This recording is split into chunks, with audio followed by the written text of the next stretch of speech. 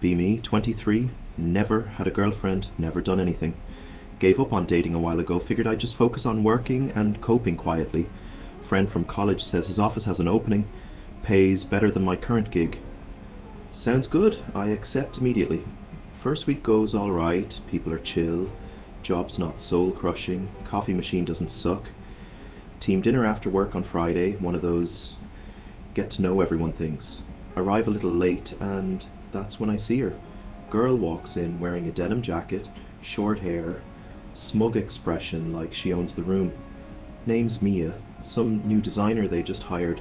She's got that artsy tomboy look, like she listens to bands no one's heard of and could probably beat me at pool. We make small talk over appetizers. She teases me for ordering a soda instead of wine. Nothing too flirty, but I can't stop thinking about her the whole ride home. A few days later I hear she got hit by a car while biking to work.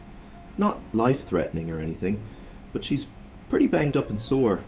Offer to give her rides for a while until she's back on her feet. She accepts without hesitation and says, "Guess I've got a personal chauffeur now," and starts calling me that every morning.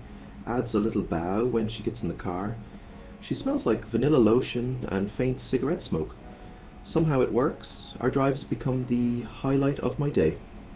We start talking about everything from music to childhood trauma to why raisins are a scam.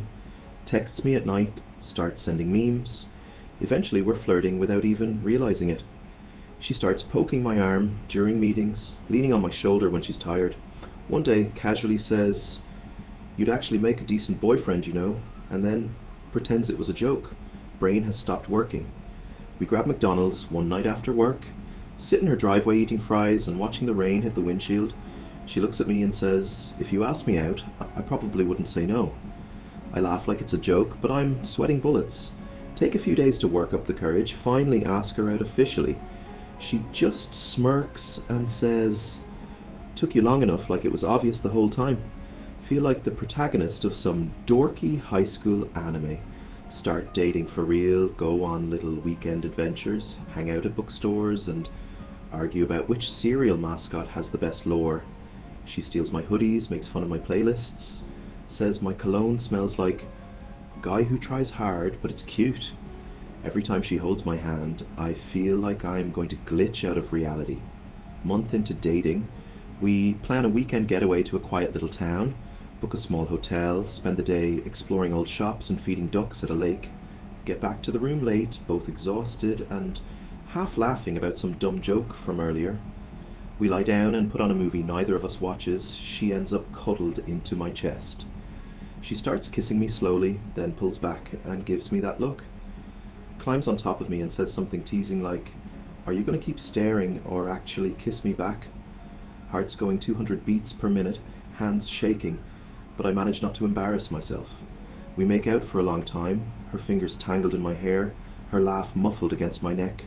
She whispers things that make my brain short-circuit, but everything feels warm and safe. We don't go all the way, but it gets intense in that messy, passionate, first-time kind of way. Eventually we fall asleep, tangled up under the covers, her head on my chest, her hand resting over my heart. I stay awake, staring at the ceiling, realizing this isn't a dream. Wake up the next morning and she's still there, curled up next to me like she belongs there. She opens one eye, mumbles something about breakfast and pulls me back down to cuddle. Press my face into her hoodie and exhale like I've been holding my breath for years. No punchline, no twist, just a quiet, warm moment where I realize someone chose me back. That feeling when I accidentally started living in a low-budget romance anime. That feeling when it's somehow the best thing that's ever happened to me.